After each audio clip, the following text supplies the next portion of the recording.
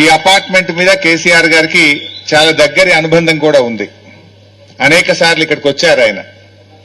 అంతేకాదు ఆయన ముఖ్యమంత్రిగా అయిన తర్వాత ఆ రోజు మీరందరూ ప్రతినిధులు అక్కడికి వచ్చి, నేను కూడా ఉన్నాను ఆ రోజు, సార్ మా అపార్ట్మెంట్ ఖాళీ అయిపోతా ఉంది, ఇక్కడ నుంచి అందరూ వెళ్ళిపోతా ఉన్నారు, మాకు మంచినీళ్లు లేవు, నీళ్లు లేక చాలా ఇబ్బంది పడతా ఉంది, కిరాయికి కూడా ఎవరు రావట్లేదు, ఖాళీ చేసి వెళ్ళిపోతున్నారు, మాకు నీళ్లు కావాలి అని మీ అసోసియేషన్ ఆ రోజు అక్కడికి వస్తే కేసీఆర్ గారు అప్పటికప్పుడే ఎండి హెచ్ఎండబ్ల్యూఎస్ కు ఆదేశించి ప్రత్యేకమైనటువంటి పైప్ లైన్ తో మీకు నీళ్లు ఇచ్చారు.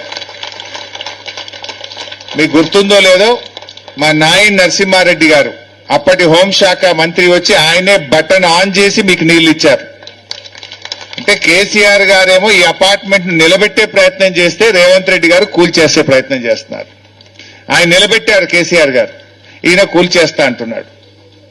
ఆయన గుర్తు చేయమన్నారు మీకు.